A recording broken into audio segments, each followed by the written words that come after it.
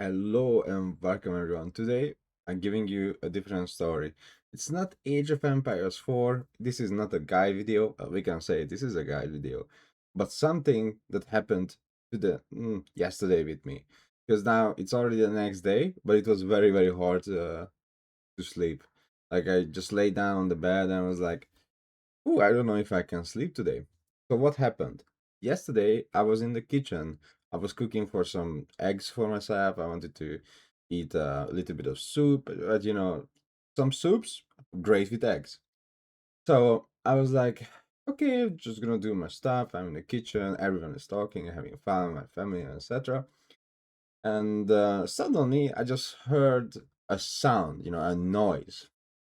Well, this apartment is amazing. The doors are very heavy and strong. It's very hard to hear anything that's happening outside because the doors are very sturdy. It's like you're going into a bunker kind of stuff. So I was like, I heard something outside, and I'm curious to check it out, but I want to do something before I do that. So I go to the refrigerator, I open it. I want to take out the eggs. So when I'm taking out the eggs, I hear something like, oh, oh, that's what I hear. And nobody hears it, nobody at all. And I can tell you how nobody hears this thing is that nobody came outside to check what's happening.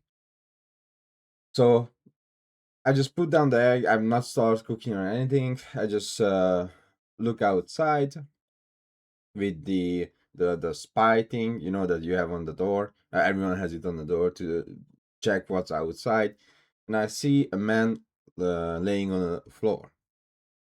I was like, yeah, yelling to everyone like, hey, there is someone on the floor. We should check him. So everyone is, gathering up, and we go outside, and all we see there's a let's say 50s or 60s, 50, 60 years old man laying on the ground, literally in his own red juice. I'm not gonna say that. I'm just gonna say red juice. So he's literally fully covered. His pants, t-shirt, his head is, the juice is. I'm pretty sure from his head came out because that's how I felt like. And so what I did immediately called the emergency number, and we were trying to stabilize the situation as well. If he can sit down, we were asking questions as well. But it was crazy to me that nobody came outside. Okay, I can understand since it's really hard to hear anything. Thanks God I have a really good hearing.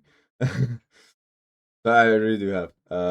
So nobody came outside to check what's happening with this guy. And if this is how I feel like if I don't come outside in time to check what happened, this person would be dead. Like we would be found this person in the morning dead because there are like 5 doors per level where we live. So like there's a door to our left, there is a door to our right, and there are 2 doors in front of us. So 5 doors per level. And this person lives in the fourth, I think, no, the second door on our level. And what happened is because there was a woman coming down on the stair. You need to know we have spiral stairs. So the distance between our floor and the next floor, I think it's like 3 meters. So sadly, this person fall at least 3 meters. I don't know, 3.5, something like that. So that's a long fall, and in that long fall, I think he broke his hand. He broke his head. One of his eye was fully um like puffed up, like this is how he looked like with one of his eye. Like literally puffed up with blood and etc. Ah, sorry, juice. So one of the women came out from one of the apartment from the sixth level.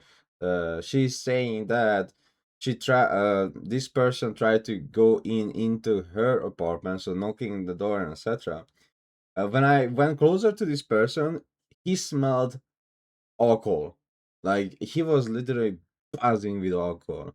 So what I can imagine what happened, I was constructing the stuff in my head that he used the elevator, went to the sixth floor, but because he's very, very drunk, he thought that he's going to trying to get into his own house. Well, it wasn't really the case. He couldn't get into his house because it wasn't his apartment. He went to the sixth floor, couldn't go in. He realized that he used the elevator to no, he used the stairs to get to the fifth floor, but I think he slipped or something like that, and I'm pretty sure that happened. So I called the emergency number. I was talking with the emergency for like 8 minutes, and that was very, very fast. So when I finished the call with the emergency number, it was like 8 minutes long. When I asked the person I was talking with how long does it take to get the ambulance here, that was I think the 3 minutes into the call, and the person said it's gonna take 5 minutes. So we finished dog at 8 minutes, and the ambulance was here. So the experience. This was the experience. They were asking a lot of information, like can he talk? Can I talk to him? But I was like, no, you cannot talk with him because he doesn't know where he's drunk, etc. So I was getting questions, like so many basic questions.